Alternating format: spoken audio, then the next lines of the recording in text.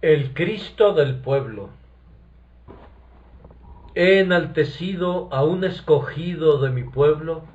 Salmo 89, 19. No me cabe ninguna duda que originalmente estas palabras se referían a David. Él fue un escogido de su pueblo. Su linaje era respetable, pero no ilustre.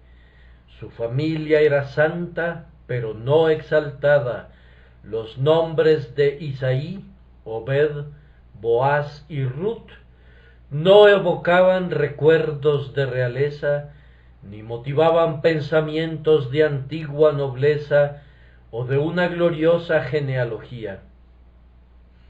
En cuanto a David mismo, su única ocupación había sido la de un joven pastor, cargando a los corderos en su regazo, conduciendo tiernamente a las ovejas con sus crías, un joven sencillo que poseía un alma real, recta, de valor inconmovible, pero aún así un plebeyo, uno del pueblo.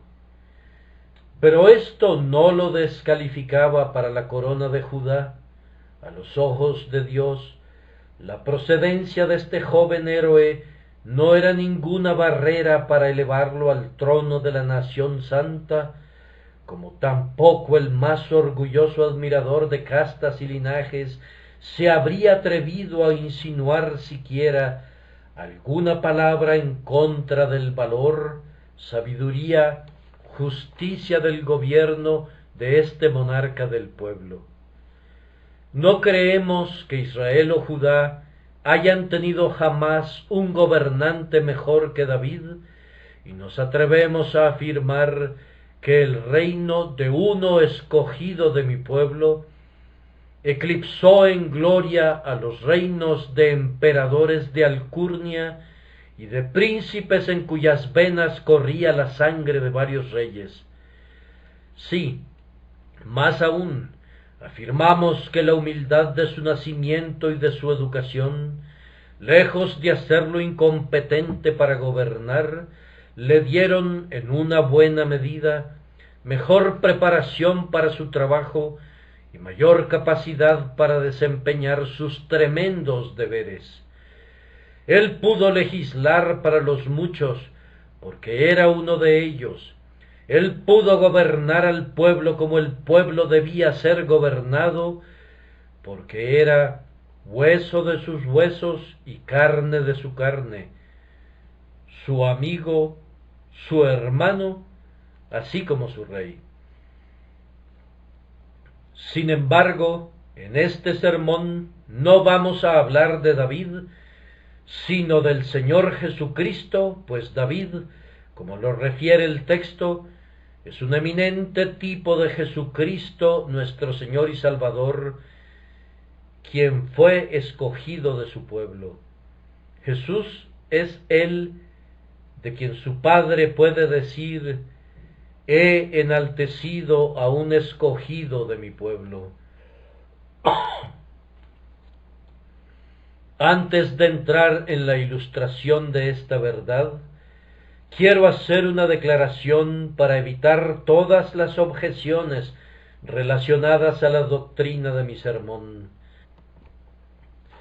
Nuestro Salvador Jesucristo, digo yo, fue escogido de su pueblo, pero sólo en cuanto a su naturaleza humana se refiere. Como Dios verdadero de Dios verdadero, Él no fue escogido de su pueblo, pues no había nadie excepto Él.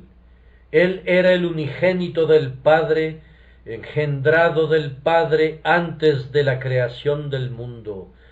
Él era igual a Dios y eterno. Consecuentemente, cuando hablamos de Jesucristo como escogido de su pueblo, debemos hablar de Él como hombre.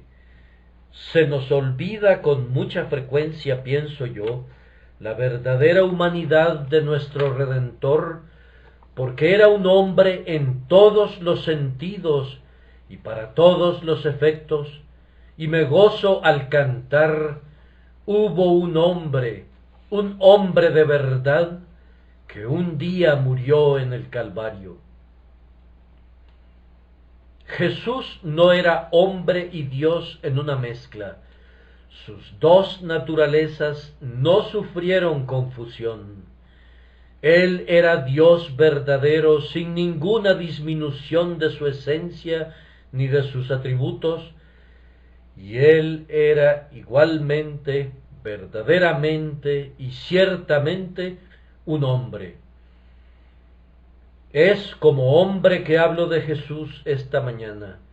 Mi corazón se alegra cuando puedo apreciar el lado humano de ese glorioso milagro de la encarnación y tratar con Jesucristo como mi hermano, habitando en la misma mortalidad, luchando contra las mismas enfermedades y dolores, compañero en el camino de la vida y por unos instantes compañero durmiente en la fría cámara de la muerte.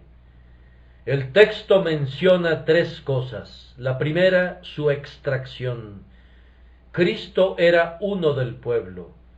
La segunda, su elección. Él fue escogido de su pueblo. La tercera, la exaltación de Cristo. Él fue exaltado. Pueden ver que he escogido tres palabras que comienzan con la letra E para facilitar que las recuerden mejor: extracción, elección y exaltación. Vamos a comenzar con la extracción de nuestro Salvador. Hemos tenido muchas quejas en esta semana y durante las últimas semanas en los periódicos con respecto a las familias. Somos gobernados, y de acuerdo con la firme creencia de la gran mayoría de nosotros, muy mal gobernados por ciertas familias aristocráticas. No somos gobernados por hombres escogidos del pueblo como debería ser. Y ese es un error fundamental en nuestro gobierno, que nuestros gobernantes, aun siendo elegidos por nosotros, difícilmente podrían algún día ser elegidos de entre nosotros. Hay familias que ciertamente no poseen el monopolio de la inteligencia o de la prudencia, pero que parecen tener la patente para ser promovidas, mientras que por otro lado un hombre, uno cualquiera, un comerciante con algo de sentido común, no puede llegar al gobierno. No soy un político, ni me dispongo a predicar un sermón político, pero debo expresar mi simpatía con la gente y mi gozo de que nosotros como cristianos somos gobernados por uno escogido de mi pueblo. Jesucristo es el hombre del pueblo. Él es el amigo del pueblo, sí, uno de ellos. Aunque Él está sentado en lo alto en el trono de su Padre, Él fue uno escogido de mi pueblo. Cristo no debe ser llamado el Cristo de los aristócratas. Él no es el Cristo de los nobles. Él no es el Cristo de los reyes. Él es uno escogido de mi pueblo. Este es el pensamiento que anima los corazones de la gente y debería atar sus almas en unidad con Cristo y la santa religión de la que Él es el autor y el consumador. Vamos a martillar sobre esta pepita de oro para convertirla en una lámina y vamos a inspeccionar muy de cerca su verdad. Cristo, por su mismo nacimiento, fue uno del pueblo. Ciertamente nació de estirpe real. María y José eran ambos de linaje real, aunque su época de gloria había pasado. Un extraño se sentaba en el trono de Judá, mientras el heredero legítimo trabajaba con un martillo y una pala. Observen bien el lugar de su nacimiento, nacido en un establo, tuvo por cuna un pesebre donde comían unos bueyes de largos cuernos. Su única cama era el forraje, y sus sueños eran interrumpidos a menudo por el apetito de las bestias. Jesús era un príncipe de nacimiento, pero ciertamente no tenía el séquito que corresponde a los príncipes para que le sirviera. No estaba vestido con mantos de púrpura, ni envuelto en ropajes bordados. Sus pies no pisaron los salones de los reyes, sus sonrisas infantiles no honraron los palacios hechos de mármol de los monarcas. Observen a los visitantes que estaban alrededor de su cuna. Unos pastores fueron los primeros en venir. Nos damos cuenta que nunca perdieron el rumbo. No, Dios guía a los pastores, y Él también guió a los magos, pero estos sí se extraviaron. Sucede a menudo que mientras los pastores encuentran a Cristo, los sabios no lo encuentran, pero de cualquier forma, ambos grupos llegaron, los pastores y los magos.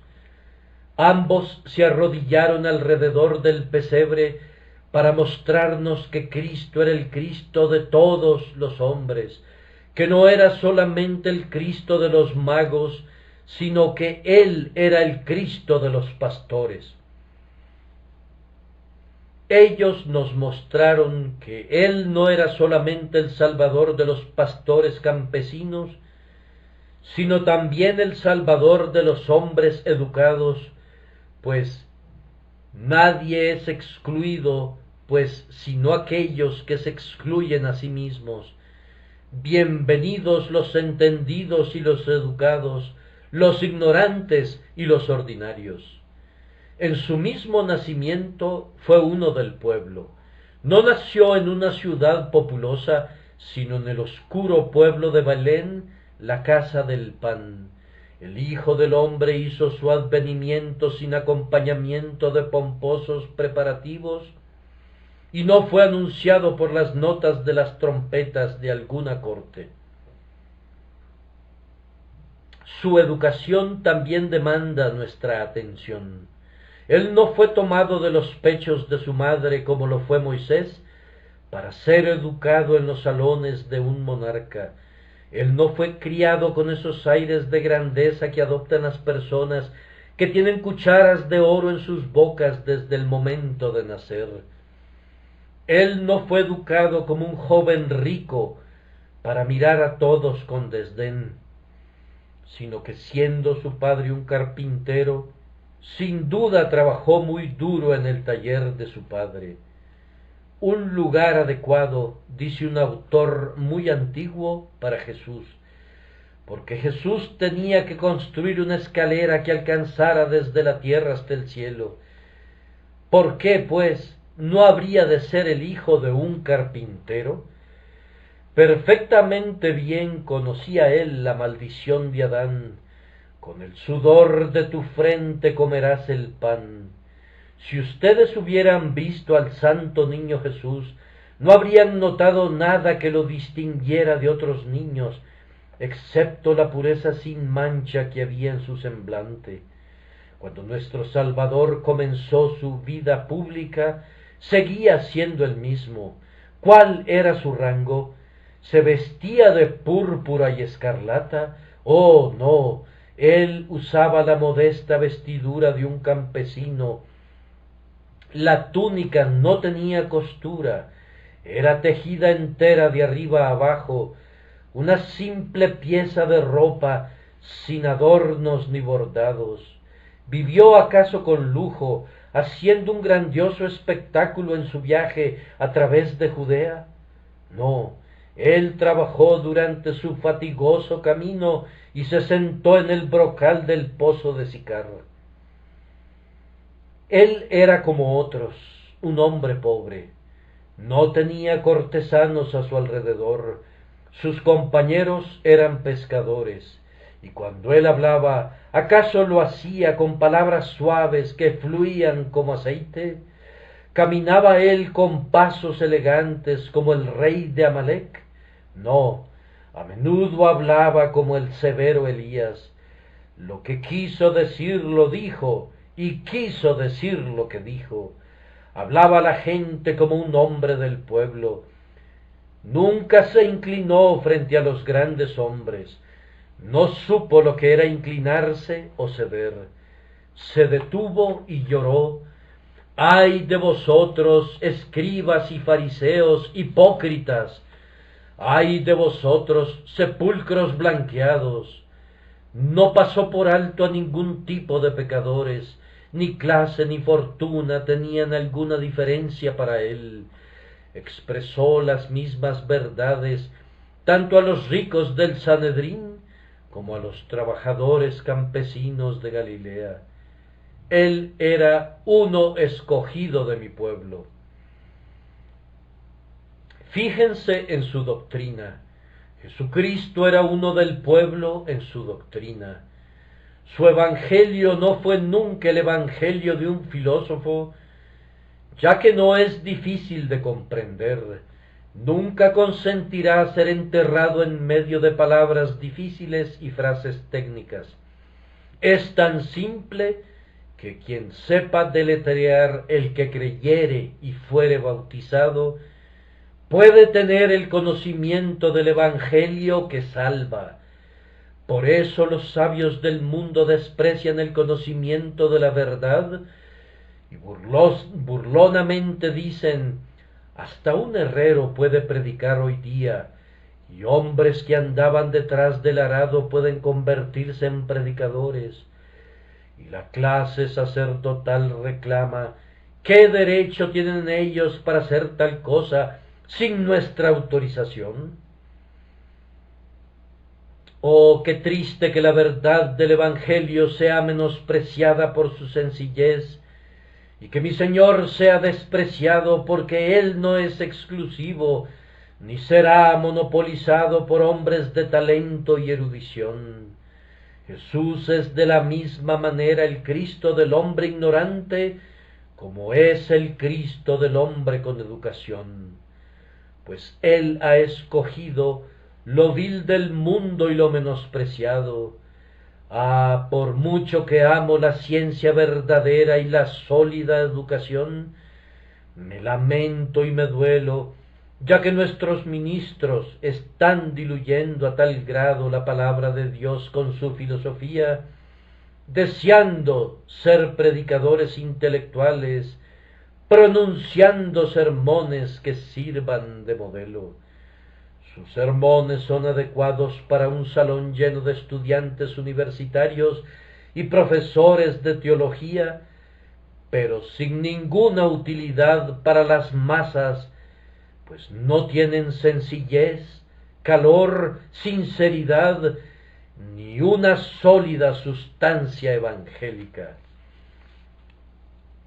Me temo que nuestra educación universitaria de poco aprovecha a nuestras iglesias, puesto que con frecuencia sirve para apartar las simpatías de los jóvenes por la gente y los une a los pocos intelectuales y ricos de la iglesia. Es bueno ser un ciudadano de la República de las Letras, pero es mucho mejor ser un ministro eficaz del reino de los cielos. Es bueno tener la habilidad de algunas mentes grandiosas para atraer a los poderosos, pero el hombre más útil seguirá siendo aquel que, como Whitefield, usa el lenguaje de la calle. Es una triste realidad que las altas posiciones y el evangelio rara vez están de acuerdo, y más aún, deben saber que la doctrina de Cristo es la doctrina del pueblo. No tenía el propósito de ser el evangelio de una casta, de algún grupo privilegiado o de una clase determinada dentro de la comunidad. El pacto de la gracia no es ordenado para hombres de un nivel especial, sino que están incluidos alguno de cada una de las clases. Hubo unos cuantos ricos que siguieron a Jesucristo en su día, y eso sucede en la actualidad. María, Marta y Lázaro eran ricos, y también la esposa del mayordomo de Herodes, con algunos otros de la nobleza. Estos, sin embargo, no eran más que unos cuantos. Su congregación estaba formada por las clases más bajas, las masas, el pueblo. La gran multitud le escuchaba con gusto, y su doctrina no daba lugar a distinciones, sino que colocaba a todos los hombres como pecadores por naturaleza en una igualdad a los ojos de Dios. Uno es su Padre, uno solo es vuestro Maestro, y todos vosotros sois hermanos. Estas fueron palabras que él enseñó a sus discípulos mientras vivió en la tierra. Él era el espejo de la humildad y demostró ser el amigo de los hijos pobres de la tierra y el amante de la humanidad. Oh ustedes, orgullosos porque tienen sus bolsillos llenos. Oh ustedes que no pueden tocar a los pobres ni siquiera con la punta de sus blancos guantes. Ah, ustedes con sus mitras y sus báculos. Ah, ustedes con sus catedrales y ornamentos espléndidos.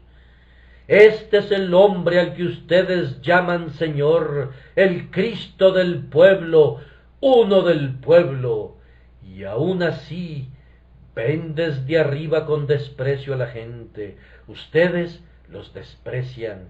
¿Qué son ellos en opinión de ustedes? El rebaño común, la multitud. Vamos, no se llamen más a ustedes mismos los ministros de Cristo. ¿Cómo pueden serlo a menos que, descendiendo de su pompa y dignidad, vengan en medio de los pobres para visitarlos? A menos que caminen en medio de nuestra creciente población y les prediquen el Evangelio de Jesucristo. ¿Acaso creemos que ustedes son los descendientes de los pescadores? Ah, no, hasta que se despojen de su grandeza y como los pescadores salgan como gente del pueblo y prediquen al pueblo, hablen a la gente en vez de quedarse en sus espléndidos asientos, haciéndose ricos a costa de sus privilegios. Los ministros de Cristo deberían ser los amigos de la humanidad en general, recordando que su Señor fue el Cristo del pueblo. Regocíjense, oh regocíjense, ustedes todas las multitudes, anímense, gócense, porque Cristo era uno del pueblo. Nuestro segundo punto era la elección. Dios dice: he enaltecido a uno escogido de mi pueblo. Jesucristo fue elegido, escogido. De un modo u otro, esa fea doctrina de la elección saldrá a relucir. Oh, hay quienes al momento de escuchar esa palabra elección se llevarán las manos a su frente, murmurando: esperaré a que termine esa frase, quizá haya algo más adelante que sí me guste. Otros dirán: no volveré a ese lugar, ese hombre es un hipercalvinista. Pero el hombre no es un hipercalvinista, el hombre dijo lo que estaba escrito en su Biblia y nada más. Es un cristiano, y no tienen ustedes derecho de llamarlo por ninguno de esos apodos. Si es que es un apodo, pues no nos avergonzamos nunca, y no nos importa cómo nos llamen. Aquí está uno escogido de mi pueblo. Pero ¿qué significa eso, sino que Jesucristo es elegido? A quienes no les gusta creer que los herederos del cielo han sido elegidos, no pueden negar la verdad proclamada en este versículo, que Jesucristo es elegido, que su Padre lo escogió a él y lo escogió de su pueblo. Como hombre, fue escogido de su pueblo para ser el Salvador del pueblo y el Cristo del pueblo. Y ahora juntemos nuestros pensamientos y tratemos de descubrir la sabiduría trascendental de la elección de Dios. La elección no es una cosa ciega. Dios escoge soberanamente, pero Él siempre escoge inteligentemente. Siempre hay una razón secreta para su elección de un individuo en particular, aunque ese motivo no radica en nosotros o en nuestros propios méritos, pero siempre hay una causa secreta mucho más remota que las obras de la criatura. Es alguna poderosa razón desconocida para todos, excepto para Él. En el caso de Jesús, los motivos son evidentes, y sin pretender entrar a la sala del consejo de Jehová, podemos descubrirlos. Primero, vemos que la justicia es por ello totalmente satisfecha por la elección de uno del pueblo. Supongamos que Dios hubiera escogido a un ángel para que hiciera satisfacción por nuestros pecados. Imaginen que un ángel fuese capaz de aguantar todo el sufrimiento y la agonía que eran requeridos para nuestra expiación.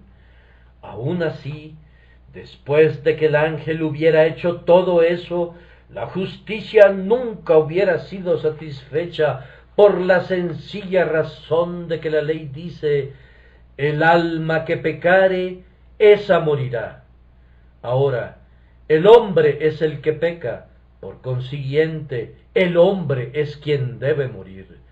La justicia requería que así como por un hombre entró la muerte al mundo, asimismo por un hombre debía venir la resurrección y la vida. La ley exigía que como el hombre era el pecador, el hombre debía ser la víctima. Del mismo modo que en Adán todos morimos, asimismo en otro Adán debíamos ser todos resucitados. Consecuentemente, fue necesario que Jesucristo fuera elegido del pueblo, pues si aquel ángel resplandeciente junto al trono, el notable Gabriel, dejando a un lado sus esplendores, hubiera descendido a nuestra tierra y soportando el dolor y sufriendo agonía, hubiera traspasado el umbral de la muerte, abandonando una existencia miserable, sumida en extremo dolor. Después de todo eso, no habría satisfecho la justicia inflexible, porque está dicho: un hombre debe morir. De otra manera, la sentencia no se ha ejecutado. Pero hay otra razón por la que Jesucristo fue escogido de su pueblo. Es que toda la raza recibe honor. ¿Saben ustedes que yo no quisiera ser un ángel, aun si el propio Gabriel me lo pidiera? Yo perdería mucho con ese intercambio y él ganaría mucho. Aunque soy pobre, débil e indigno, aun así soy un hombre, y hay una dignidad relativa a la humanidad, una dignidad que se perdió un día en el jardín de la caída, pero que fue recuperada en el jardín de la resurrección. Es un hecho que un hombre es superior a un ángel, que en el cielo la humanidad está más cerca del trono que los ángeles. Ustedes pueden leer en el libro de Apocalipsis que los 24 ancianos estaban alrededor del trono y en el círculo exterior estaban los ángeles. Los ancianos, que son representativos de toda la iglesia, fueron honrados con una mayor cercanía a Dios que los espíritus ministradores. El hombre elegido, es el ser más grande del universo, excepto Dios. El hombre está sentado allá arriba, miren, a la diestra de Dios, radiante de gloria, allí está sentado un hombre. Pregúntenme quién gobierna la providencia y dirige su tremendamente misteriosa maquinaria. Y yo les digo, es un hombre, el hombre Jesucristo.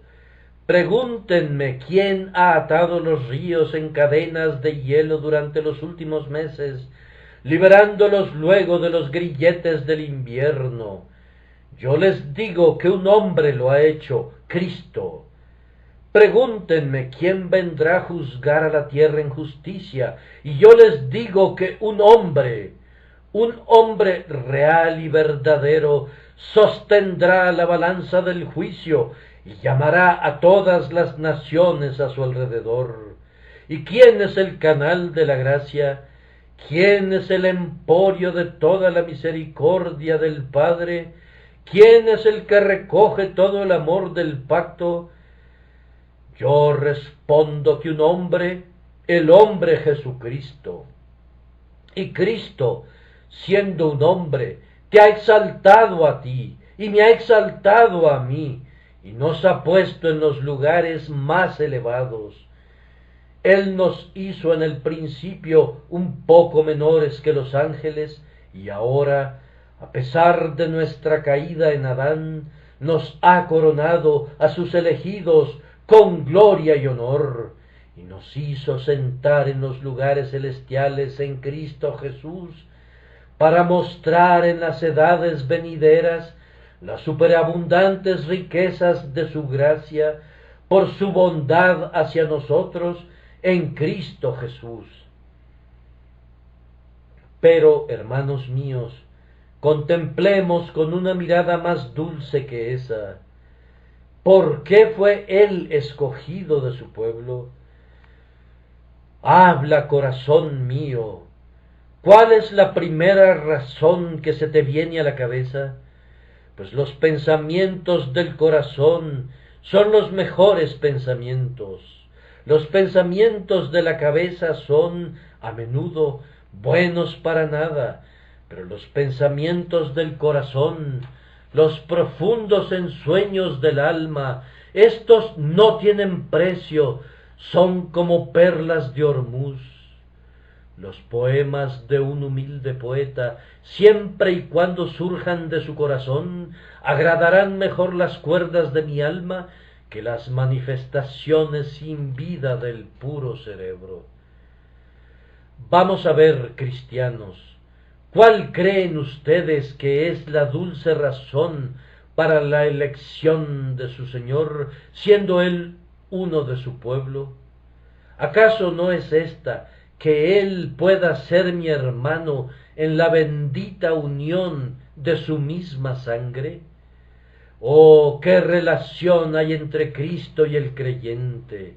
El creyente puede decir, hay uno sobre todos los demás, que bien merece el nombre de amigo. Su amor es fiel, más que el de un hermano. Su amor es libre y no tiene ningún límite. Tengo un grandioso hermano en el cielo. He oído algunas veces a los muchachos decir en la calle cuando son molestados que se lo van a decir a sus hermanos, y yo lo he dicho a menudo cuando el enemigo me ha atacado, se lo voy a decir a mi hermano que está en el cielo. Puedo ser pobre, pero tengo un hermano que es rico, tengo un hermano que es un rey. Soy hermano del príncipe de los reyes de la tierra. ¿Me dejará acaso morir de hambre o padecer necesidad o carencia mientras Él está en su trono? Oh, no, Él me ama. Él tiene sentimientos fraternales hacia mí. Él es mi hermano, pero más que eso, piensa, oh creyente, Cristo no es simplemente tu hermano, sino que Él es tu esposo. Tu Hacedor es tu esposo, el Dios de los ejércitos es su nombre. La mujer se regocija al recostarse en el ancho pecho de su marido, teniendo la plena seguridad de que sus brazos son lo suficientemente fuertes para trabajar por ella o para defenderla. Ella sabe que el corazón de su esposo siempre palpita de amor por ella y que todo lo que él tiene y lo que él es le pertenece a ella como quien comparte su existencia. Oh, saber por el Espíritu Santo que se ha hecho una dulce alianza entre mi alma y el siempre precioso Jesús. Eso es suficiente para que toda mi alma baile al son de la música y que cada átomo de mi cuerpo sea un cantor agradecido de la alabanza de Cristo.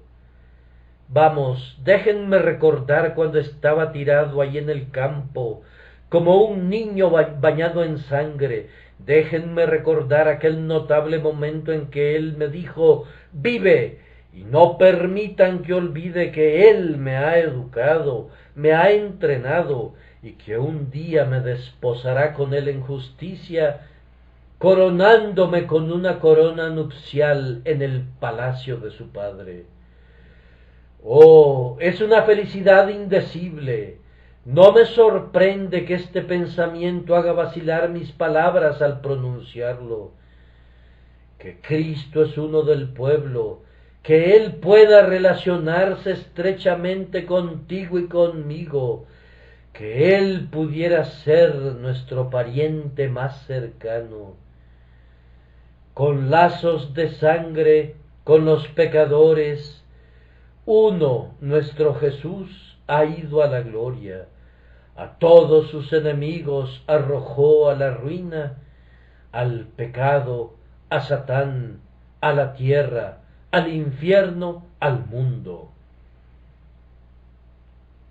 Tú que eres santo, ata este bendito pensamiento como un collar de diamantes alrededor del cuello de tu memoria.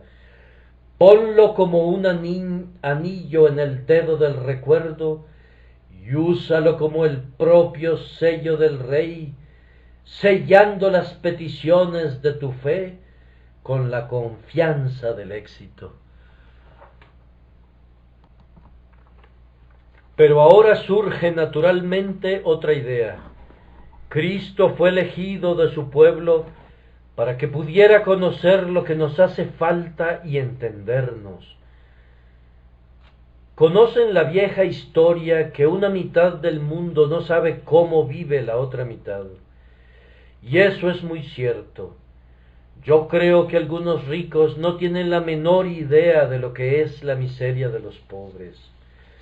No saben lo que es trabajar para obtener su pan de cada día.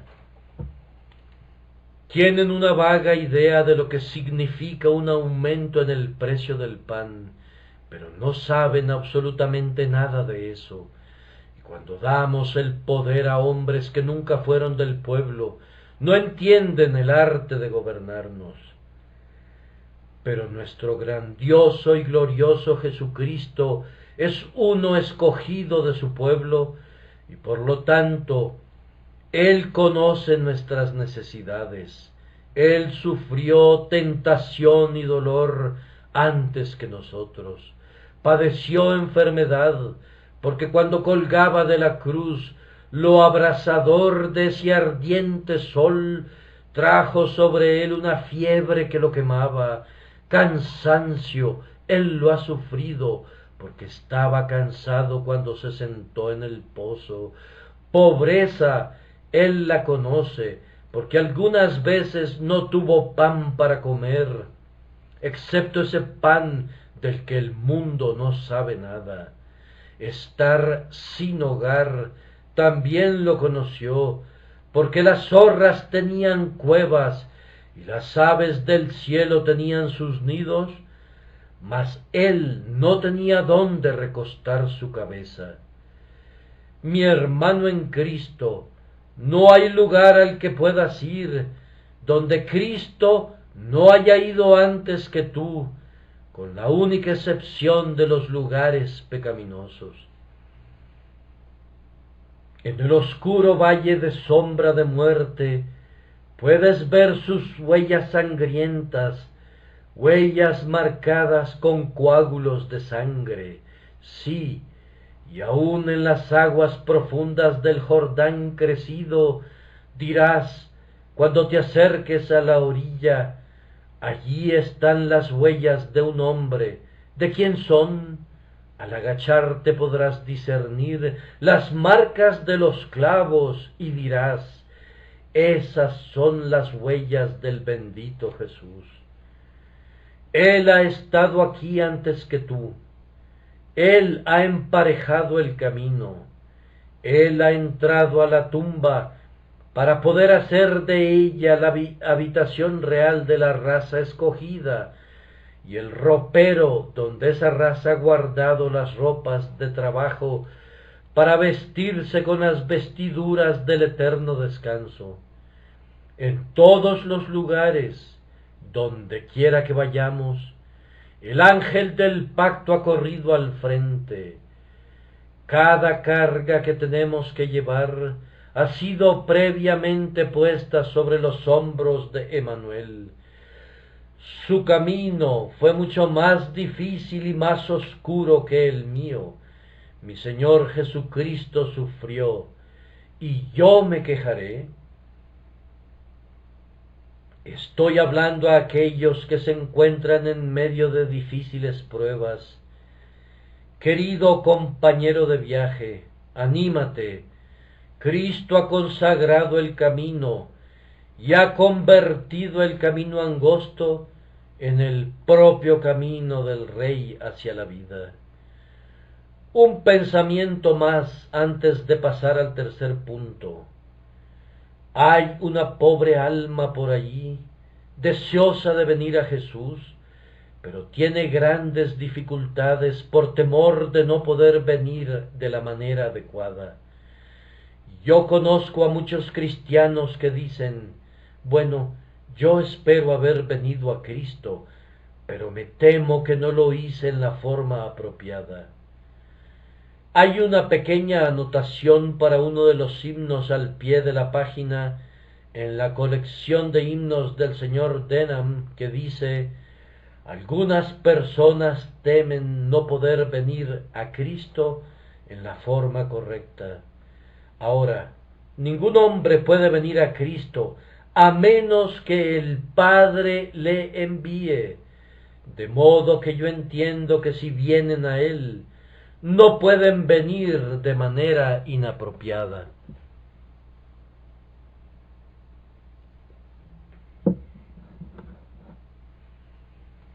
De la misma manera entiendo que si los hombres vienen a Cristo, deben venir de la manera apropiada. Este es un pensamiento para ti, pobre pecador, que te aproximas. ¿Por qué temes venir?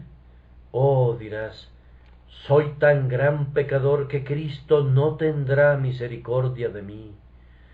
Oh, tú no conoces a mi bendito Señor. Su amor es más grande de lo que te imaginas. En otro tiempo yo era tan malvado como para pensar eso mismo, pero me he dado cuenta que es 10,000 veces más amable de lo que creía.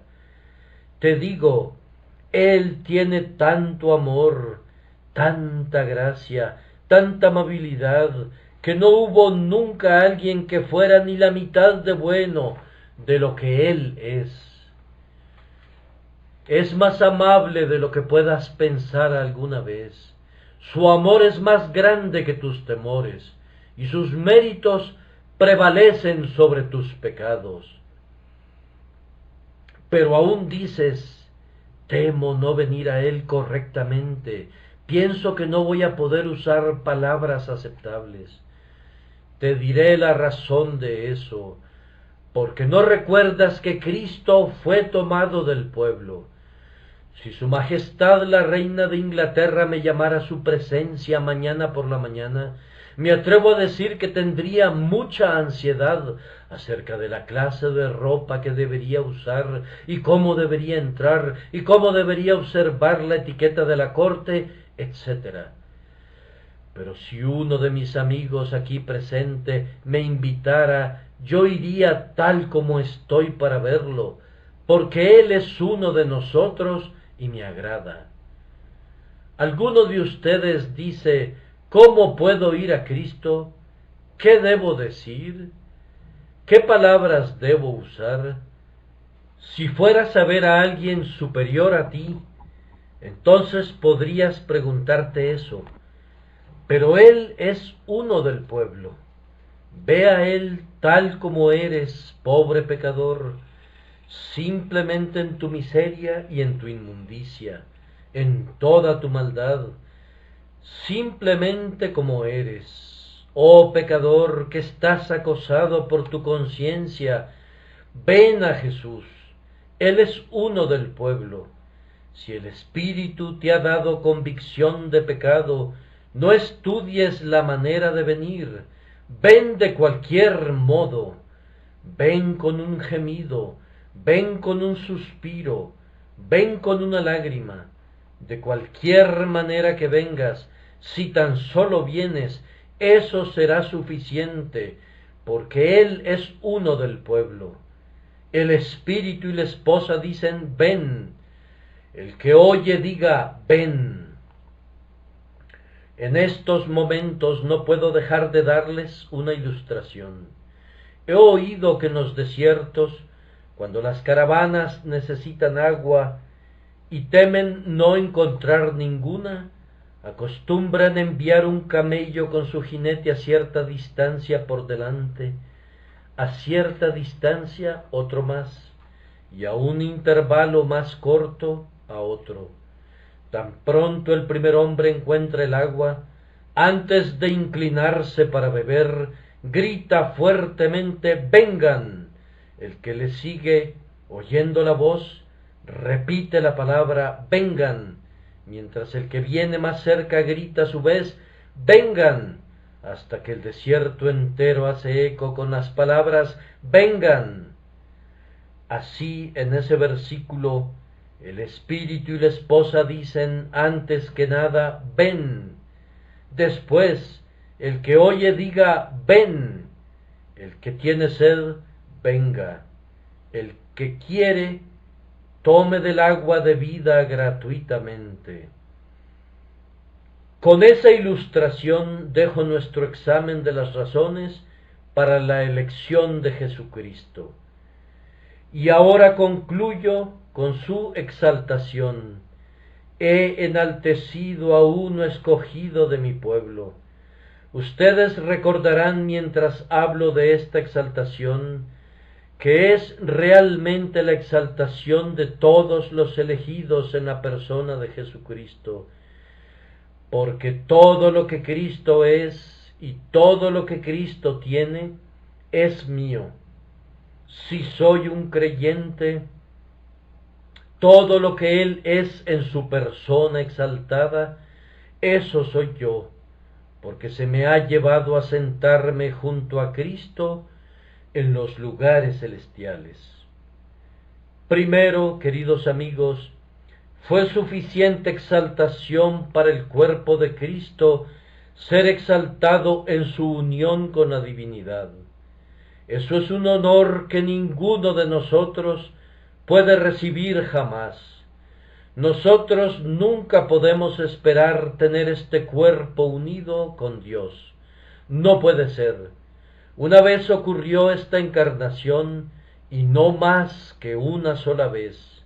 De ningún otro hombre puede decirse, Él era uno con el Padre y el Padre era uno con Él. De ningún otro hombre se dirá que la deidad habitó en él y que Dios era manifiesto en su carne, visto por los ángeles, justificado por el Espíritu y elevado al cielo. Además, Cristo fue exaltado por su resurrección. Oh, cómo me habría gustado deslizarme en la tumba de nuestro Salvador. Supongo que era una cámara grande. Adentro había un enorme sarcófago de mármol y muy probablemente una tapa pesada descansaba sobre él. A continuación, fuera de la puerta estaba una pesada roca y unos guardias vigilaban la entrada. Durante 3 días el durmiente descansó allí. Oh, habría deseado levantar la tapa de ese sarcófago para mirarlo a él. Pálido descansaba allí. Hilos de sangre se veían todavía en su cuerpo, que no pudieron ser lavados por aquellas cuidadosas mujeres que lo habían enterrado. La muerte gritaba con gozo: lo he matado, la simiente de la mujer que debe destruirme, ahora es mi cautivo. Ah, cómo se reía la muerte horrenda. Ah, cómo miraba a través de sus huesudos párpados, al tiempo que decía: tengo al celebrado vencedor en mis garras. Ah, dijo Cristo, pero yo te tengo a ti. Y él se levantó. La tapa del sarcófago se comenzó a levantar. Y él, que tiene las llaves de la muerte y del infierno, capturó a la muerte, hizo polvo sus miembros de hierro, y estrelló ese polvo contra el suelo y dijo: oh muerte, yo seré tu plaga, oh infierno, yo seré tu destrucción. Salió del sepulcro y los guardias a su vez huyeron. Asombrosamente glorioso, radiante de luz, refulgente con su divinidad, se paró frente a ellos. Entonces Cristo fue exaltado en su resurrección. Pero cuán exaltado fue él en su ascensión. Salió de la ciudad hacia la cima del monte, sus discípulos atentos a él, mientras esperaba el momento señalado. Observen su ascensión. Despidiéndose de todo el círculo, fue subiendo gradualmente, ascendiendo como se levanta la bruma del lago o la nube del río vaporoso. Él se remontó a los cielos por su propio poder de elevarse, y su poderosa elasticidad ascendió a las alturas, no como Elías, llevado por caballos de fuego, no como Enoc en la antigüedad. No podría decirse que desapareció, porque Dios se lo llevó. Él ascendió por sí mismo, y conforme subía, me imagino a los ángeles que contemplaban desde las murallas del cielo y exclamaban: vean, viene el héroe conquistador. A medida que se acercaba más, gritaban de nuevo: vean, viene el héroe conquistador. Así su jornada por las llanuras del espacio se completaba. Se acerca a las puertas del cielo. Los ángeles atentos exclaman: levantad, oh puertas, vuestras cabezas, levantaos, oh puertas eternas. Las huestes gloriosas apenas se preguntan: ¿quién es este Rey de gloria?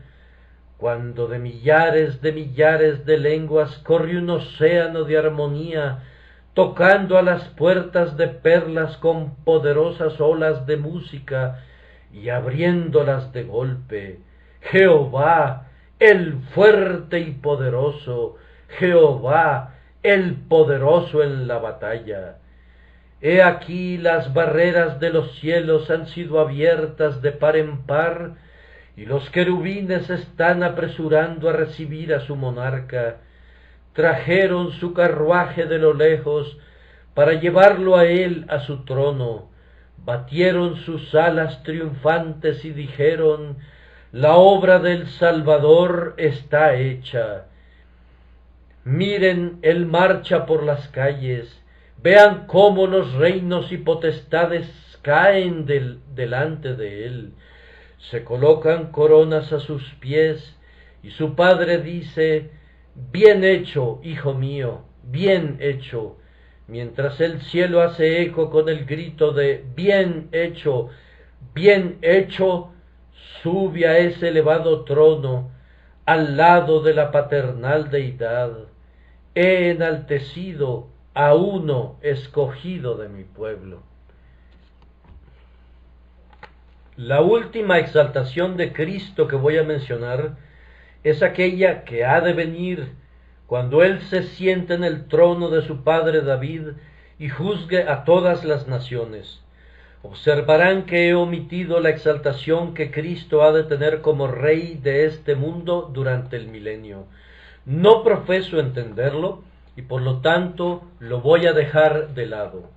Pero yo creo que Jesucristo ha de venir sobre el trono del juicio y todas las naciones serán reunidas delante de Él.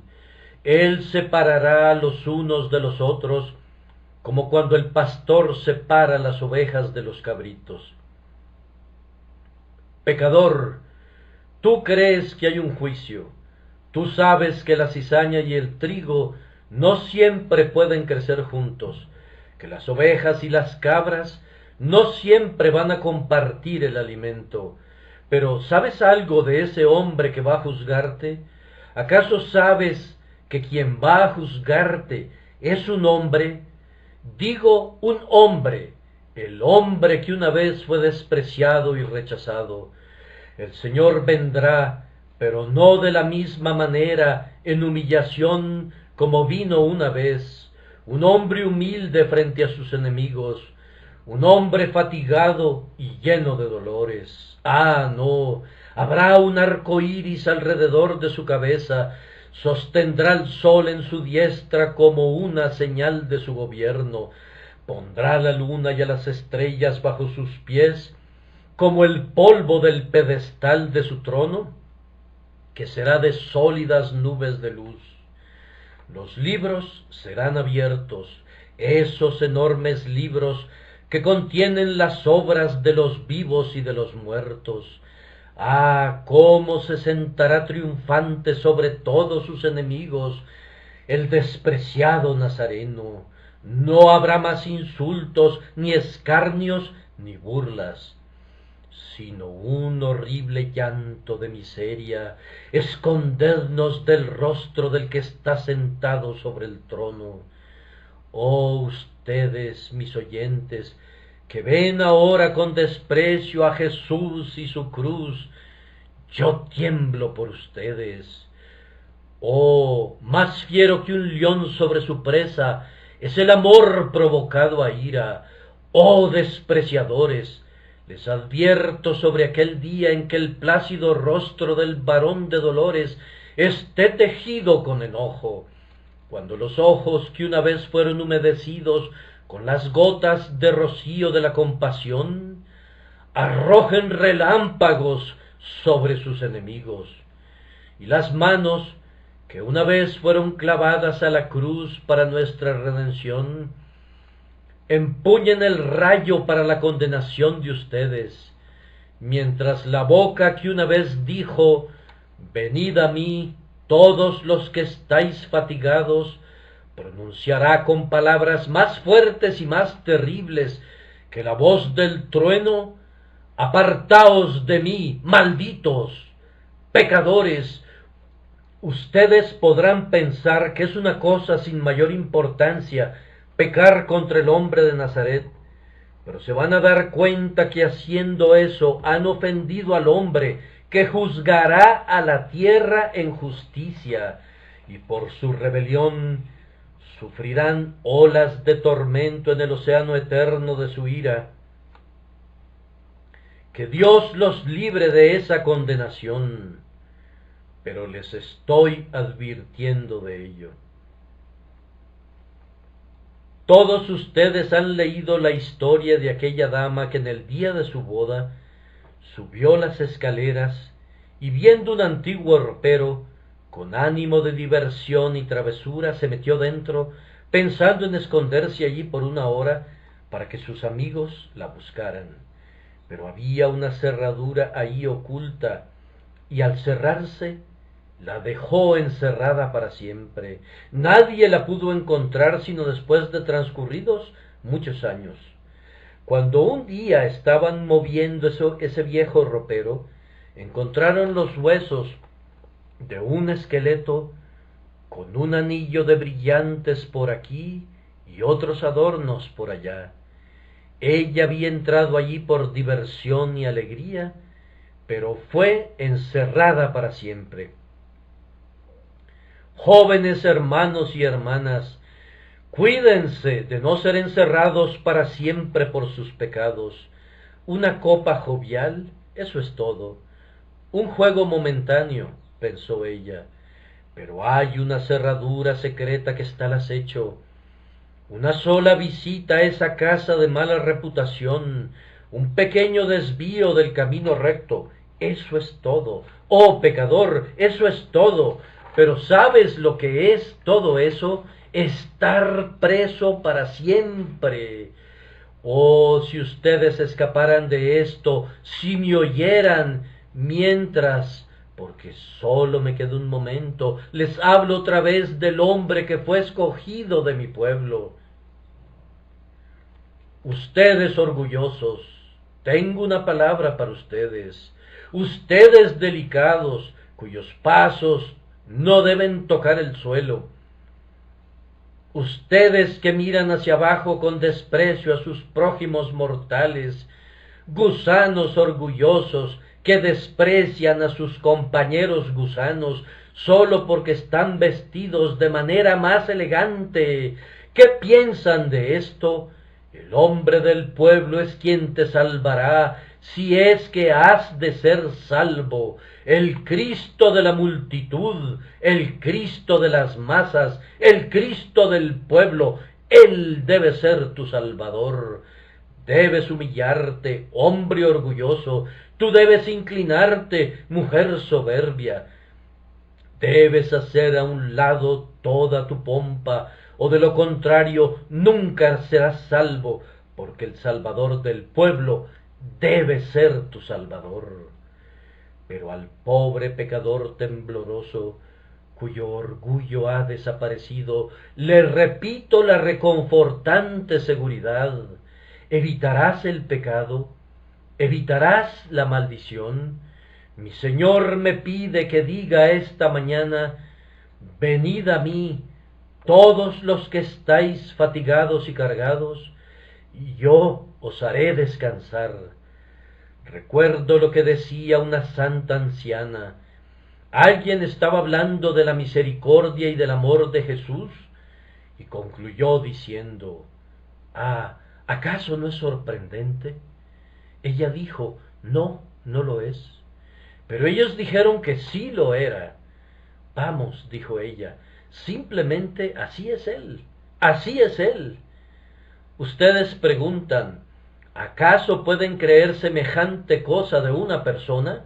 Oh, sí, puede decirse, esa es sencillamente su naturaleza. De modo que ustedes tal vez no pueden creer que Cristo quiere salvarlos, criaturas culpables como son.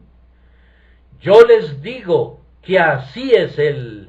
Él salvó a Saulo, Él me salvó a mí, y te puede salvar a ti. Sí, es más, Él te salvará a ti, porque cualquiera que a Él viene, jamás lo echará fuera.